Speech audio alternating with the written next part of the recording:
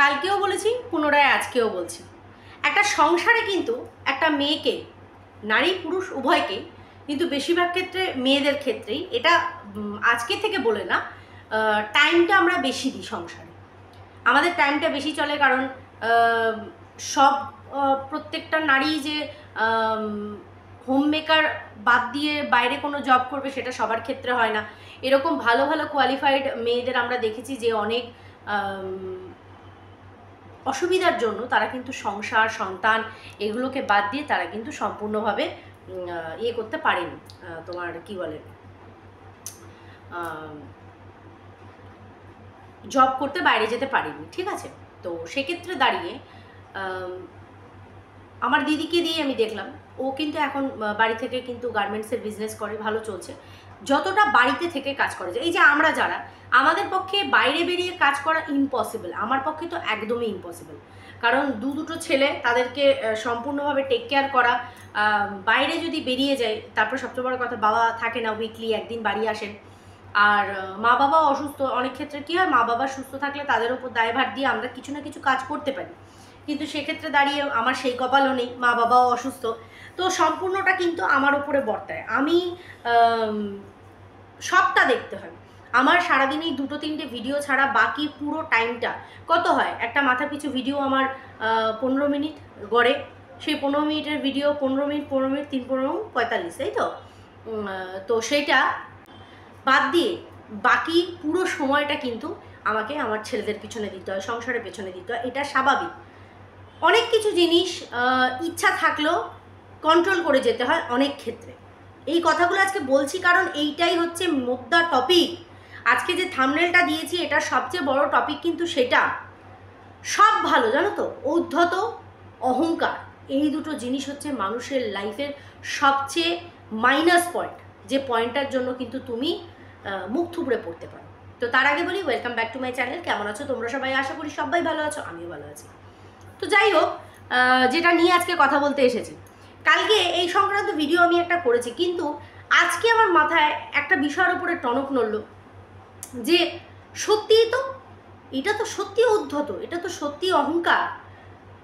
আমরা যারা কিনা কিছু সংখ্যক মানুষ সন্দীপকে সাপোর্ট করছি আর কিছু সংখ্যক মানুষ টিনকে সাপোর্ট করছে, তারা বলে, যারা টিনকে সাপোর্ট করছে তারা বলে যে টিনের পরিস্থিতিটার জন্য একটা নারী হয়ে নারীর পাশে দাঁড়াচ্ছি।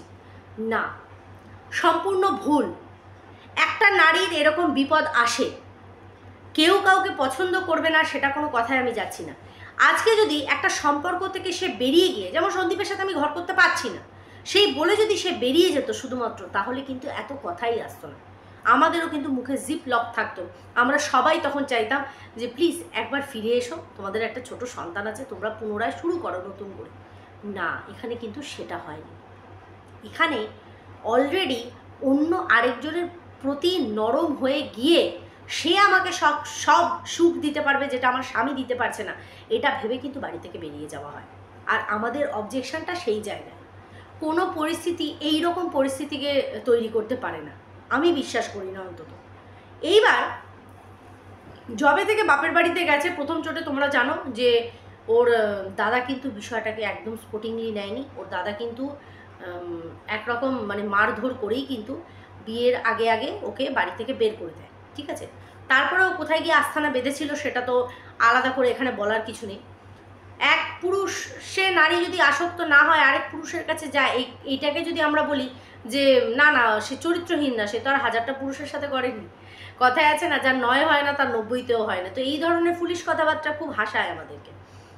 সেক্ষেত্রে দাঁড়িয়ে আমরা বাপের বাড়িতে পুনরায় ও রিএন্ট্রি নেওয়ার পর থেকে জবে থেকে ভিডিও স্টার্ট করলো বা আর্নিং করা শুরু করলো, ঠিক আছে, প্রপার ওয়েতে আর্নিং করা শুরু করলো, সেক্ষেত্রে দাঁড়িয়ে যদি আমরা বিচার করি, ও একটা উদ্ধত লাইফ লিড করছে।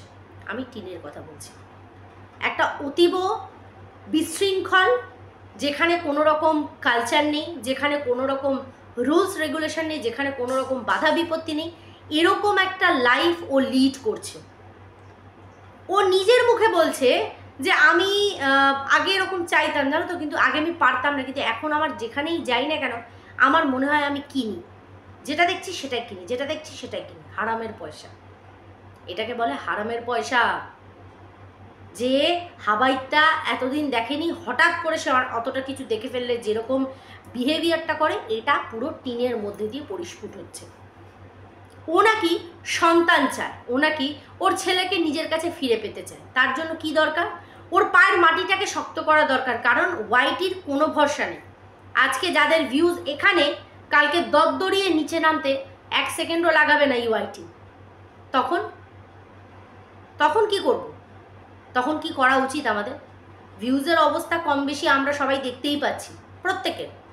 কেন হচ্ছে একটু আভাসও আমরা পাচ্ছি যে কোথাও না কোথাও আমাদেরই কোথাও খামতি রয়েছে, যার জন্য হয়তো আজকে ওয়াইটি এই পরিস্থিতিতে এসে দাঁড়িয়ে গেছে।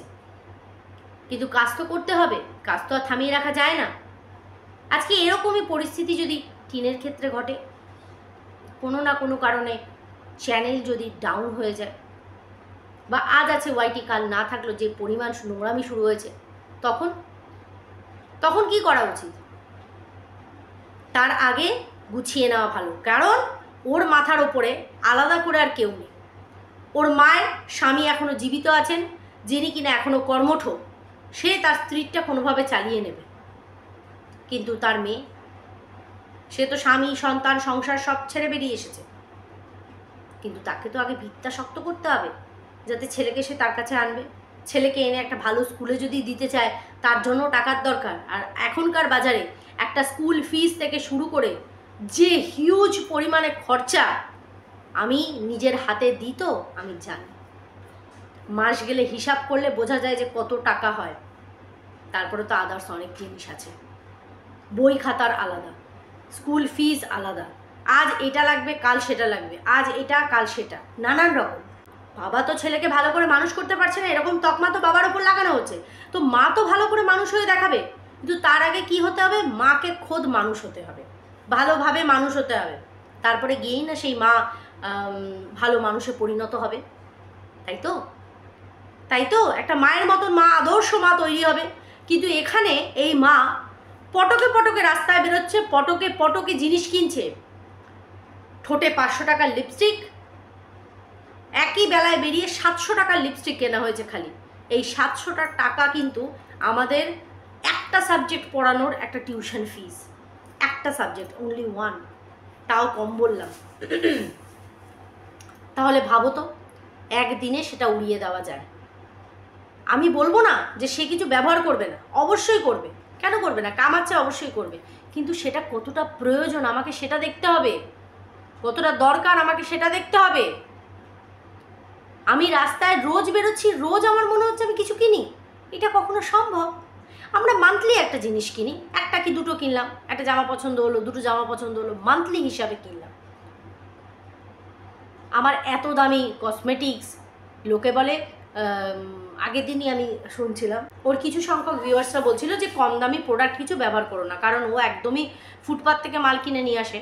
আমি আমার ছোটো কাকিকে দেখেছি যে আমার ছোটো কাকি সর্বদা কম দামি আর লোকাল জিনিস ইউজ করেছে, কোনো ব্র্যান্ডেড না। বাট ওনার স্কিন এত ভালো, এতটাই ভালো, আজ এত বয়স হয়ে গেছে, একটা র্যাশ পর্যন্ত আজ অব্দি আমি কাকির গালে উঠতে দেখিনি। তারা কত দামি দামি জিনিস। আমার মা, আমি কাকি অব্দি কেন যাচ্ছি, আমার মা তো আইব্রো পর্যন্ত করেনি কোনোদিনও। আমার মায়ের স্কিন ফার বেটার আমার থেকে এখনও, বিশেষ করে মুখের একটা দাগ পাবে না। তাহলে তাদের যতটুকু প্রয়োজন হয়েছে ততটুকু করেছে। আজকে ওয়াইটি থেকে কামানো পয়সা আমি অনেক দিন রাখতে পারতাম, কিন্তু আমি রাখতে পারিনি। কারণ কি করে রাখবো? একটা যৎসামান্য লিমিটেড পয়সা, আমার ভিউজ তোমরা জানো, তো সেই অনুযায়ী কতটুকু ইনকাম হতে পারে জানো। সেখান থেকে হাফটা আমার মা বাবার জন্য যেত, কিছু সংখ্যক আমি রাখতাম। আমার 2 ছেলে আছে, সারা সপ্তাহ বাবা থাকে না, বাবার যতটুকু পাঠানোর বাবা পাঠায়, কিন্তু এক্সট্রা অনেক খরচা থাকে যেগুলো কিন্তু আমি পূরণ করি, যে না আজকে ছেলের এটা চেয়েছে বা ওটা চেয়েছে। একটা মায়ের মাথায় এইসব চিন্তা থাকবে। ও যেটা করছে, বাঁধা গরুকে হঠাৎ করে ছেড়ে দিলে যেরকম দিক বিদিক হয়ে সে একদম লাফাতে থাকে, আজকে টিনের জীবনটা সেটা দেখছি। আর সবচেয়ে বড় অধ্যত এটা, প্রত্যেকটা কথার শেষেও বলে কি, আমার যেটা মন চাইবে আমি খাবো, আমার যেটা মন করবে আমি পরবো। দিনের পর দিন এত এত মিষ্টি খাওয়া, গরম রসগোল্লা এনেছে, প্লাস ফ্রিজের ভেতরে 1 বক্স পান্তুয়া, তারপরে তো আইসক্রিম আছে, ছেড়েই দাও। আমি কখনো বলবো না যে তুমি খেও না, মানুষ অবশ্যই খাবে, মানুষ অবশ্যই কিনবে শখের জিনিস, কিন্তু এরকম এটাকে ফুটানি ছাড়া আর বেফালতু খরচা ছাড়া আমার তো কিছু মনে হয় না। মনে আছে তোমাদের বরাবর একটা কথা উঠে এসেছে যে কেন এই টিনের অ্যাকাউন্টে থাকা এই 4.5 লক্ষ টাকাটা 5 লক্ষ টাকাটা সন্দীপ একটু একটু করে নিজের অ্যাকাউন্টে আর ওর মায়ের অ্যাকাউন্টে সরিয়ে নিয়েছে। এই কথাটা কেন?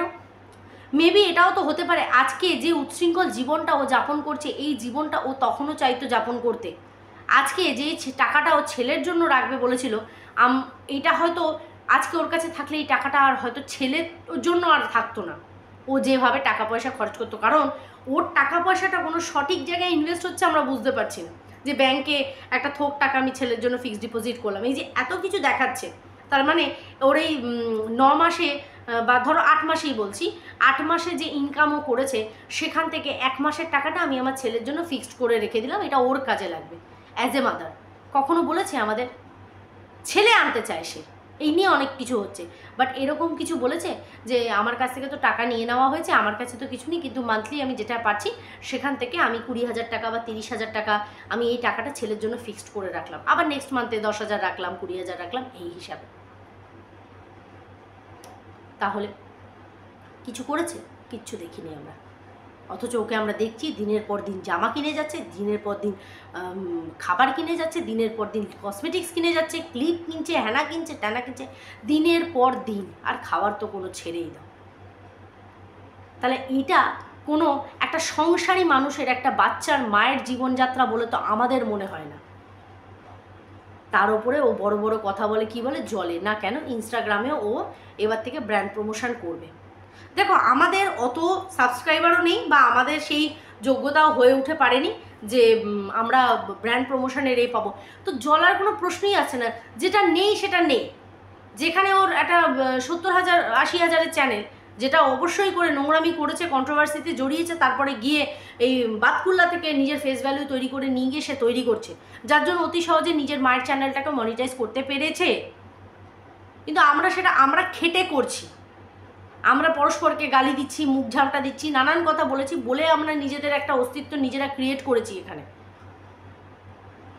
আজকে এক জায়গায় আমি একটা কমেন্ট দেখলাম, সে বলছে যে যেমন মা তেমনি মেয়ে। ঠিক কথা বলেছে, যেমন মা তেমনি মেয়ে তো অবশ্যই।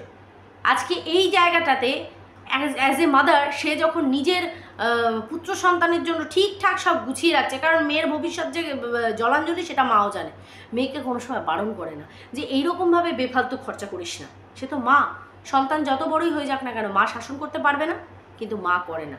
কারণ আরে করতে দাও, ও ঢালছে পয়সা, ওদিকে বাবার পয়সাও বেঁচে যাচ্ছে, এর পয়সা দিয়ে যতটুকু উতরে যাওয়ার উতরে যাচ্ছে, ছেলেরটাও আকেল গুছিয়ে নিচ্ছে মা, অসুবিধাটা কোথায়? কিন্তু সে কোনোদিনও নিজের মেয়েকে বারণ করে না যে তুমি এই ধরনের ভাবে খরচাটা করিস না, এত খরচার কি আছে, কারণ টাকার হিসাব সেও তো বোঝে, কিন্তু সে করে না। আস্তে আস্তে সবটাই মানুষ বুঝতে পারবে।